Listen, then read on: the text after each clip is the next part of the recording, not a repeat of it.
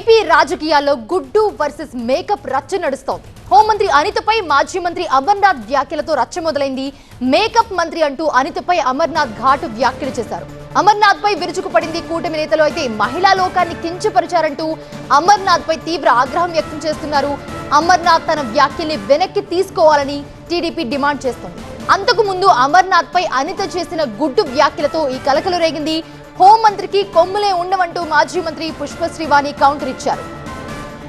తమ ప్రభుత్వం ఏర్పాటై రెండేళ్లైన సందర్భంగా ఓవైపు కూటమి నేతలు సంబరాలు చేసుకుంటే మరోవైపు వెన్నుపోటుకు రెండేళ్లంటూ రాష్ట్ర వ్యాప్తంగా నిరసనలు చేపట్టింది వైసీపీ. ఈ నెల 12న చోడవరంలో గుడివాడ అమర్నాథ్ అనితను ఉద్దేశించి హాట్ కామెంట్స్ చేశారు. మేకప్ మంత్రి అంటూ తీవ్ర వ్యాఖ్యలు చేశారు ఆయన. అయితే ఆయనలా మాట్లాడడానికి రీజన్ అంతకు ముందు హోంమంత్రి అనిత చేసిన కామెంట్స్ అని చెప్పొచ్చు. కోడిగుడ్డు పగలగొడతామంటూ ఆమె చేసిన వ్యాఖ్యలతో ఈ మంటలు రాజుకున్నాయి. ఆ ఇద్దరి మధ్య జరిగిన మాటల యుద్ధం కాస్త ఇప్పుడు కూటమి వర్సెస్ వైసీపీ అన్నట్టుగా మారింది. హోంమంత్రి అనిత వ్యాఖ్యలపై వైసీపీ తరపున మాజీ మంత్రులు అమర్నాథ్, పుష్పశ్రీవాణి స్పందిస్తే కూటమి తరపున పల్లా శ్రీనివాస్, పీతల సుజాత ఆగ్రహం వ్యక్తం చేశారు.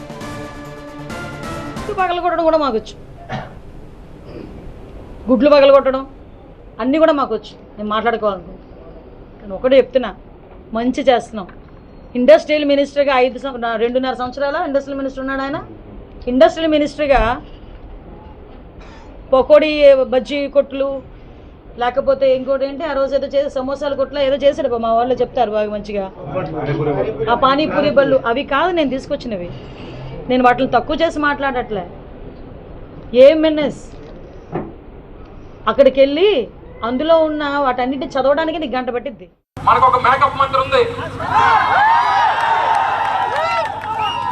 మీ అందరు ఎవరికి చెప్పాల్సి లేదు.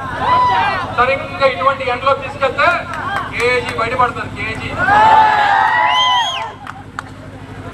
పుట్టి పెట్టవచ్చు. మనం వాళ్ళ పుట్టి పెట్టుకోవచ్చు. ఆవిడ మాట్లాడుతుంది నిన్న. మొన్న ఏమంటుంది, పూర్వం మేము చదువుకున్న రోజుల్లో మేము ఉద్యోగాల కోసం ఎదురు చూసేవాళ్ళం, ఇప్పుడు ఉద్యోగాలు మన కోసం ఎదురు చూస్తున్నట్టు. ఏ ఉద్యోగం అమ్మా?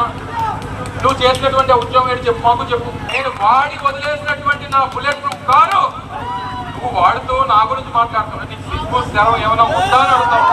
ఒక మాజీ మంత్రి గారిని ఉద్దేశించి వాడు ఎవడాడు అని చెప్పి ఒక మాజీ మంత్రిగా పనిచేసినటువంటి వ్యక్తిని, ఆ జిల్లాలో రెప్యూటెడ్ ఫ్యామిలీ, వాళ్ళ ఫాదర్ కూడా మంత్రిగా పనిచేసినటువంటి పరిస్థితి, అటువంటి వ్యక్తిని పట్టుకుని వాడవడు అంట.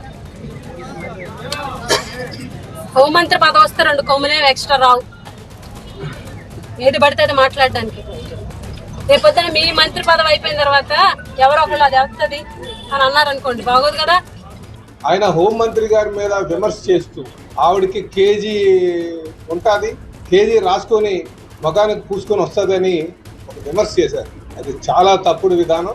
దాన్ని మేము తీవ్రంగా ఖండిస్తున్నాం. దయచేసి ఆ వ్యాఖ్యల్ని ఉపసంహరించుకోవాలని చెప్పేసి మేము తెలుసు. అది బేషరతుగా కూడా క్షమాపణ చెప్పాలి మహిళా లోకానికి. ఒక దళిత హోంమంత్రిని పట్టుకొని అంత అసభ్యకరంగా ఈ కోడిగుడ్డు అమర్నాథ్ మాట్లాడినటువంటి మాటలు ఏ మహిళ కూడా క్షమించదు. ప్రతి ఒక్క మహిళ కూడా దీన్ని ఖండిస్తుంది. ఈ రోజున ఒక దళిత మహిళ మీద మాట్లాడేసి ఈ అమర్నాథ్ హైలైట్ అయిపోవాలని చూస్తున్నావా? సిగ్గు అనిపించట్లేదా నీకు అమర్నాథ్? రైట్, ఇదే అంశానికి సంబంధించి మరిన్ని అప్డేట్స్ అందించడానికి మా సీనియర్ కరెస్పాండెంట్ కాజా అందుబాటులో ఉన్నారు. కాజా, ప్రస్తుతం ఈ ఏపీ రాజకీయాల్లో జరుగుతున్న మాటల యుద్ధానికి ఇప్పుడు కూటమి నుంచి యాక్షన్ మొదలైంది. ఇటువైపు నుంచి అంటే వైసీపీ నుంచి కానీ అమర్నాథ్ నుంచి కానీ రియాక్షన్స్ ఏమైనా ఉన్నాయా?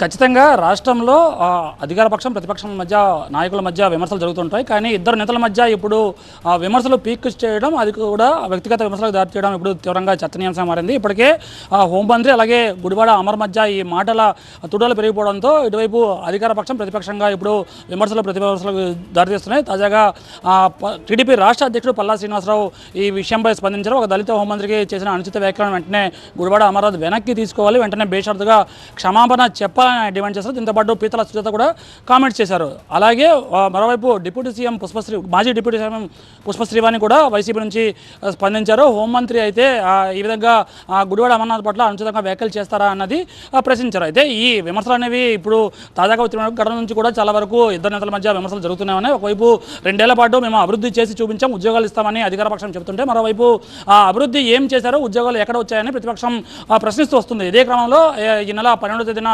చోడవరంలో అమర్నాథ్ ఘటన వ్యాఖ్యలు